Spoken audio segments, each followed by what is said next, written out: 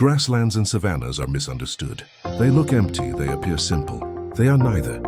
These ecosystems store most of their carbon underground. Not in trunks, not in canopies, but in roots that reach meters into the soil. Deep root systems move carbon downward and lock it in place. When intact, grasslands cycle carbon rapidly into stable soil pools. When destroyed, that carbon escapes quickly. Globally, grasslands cover more land than forests. They span Africa, South America, North America, Central Asia, and Australia.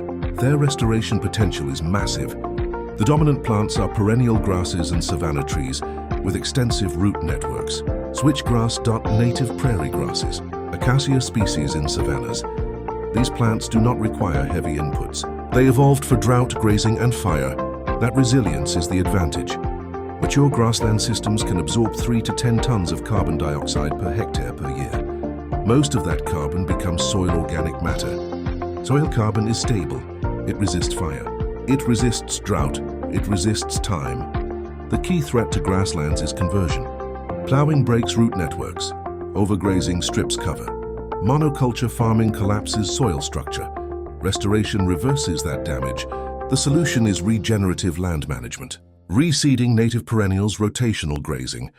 Minimal soil disturbance. Grasslands recover quickly when pressure is removed. This makes them one of the fastest restoration wins on Earth. Costs are low. Grassland restoration ranges from $300 to $200 per hectare. Adding a 20% buffer for monitoring and community management keeps costs predictable. This is scalable at continental levels.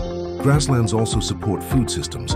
Livestock can coexist without destroying carbon stores. That makes grasslands politically and economically viable. No displacement, no loss of livelihood, no sacrifice framing. Grasslands will not dominate headlines, but they will quietly do the work. They are Earth's hidden engine. Ignore them, and the math fails.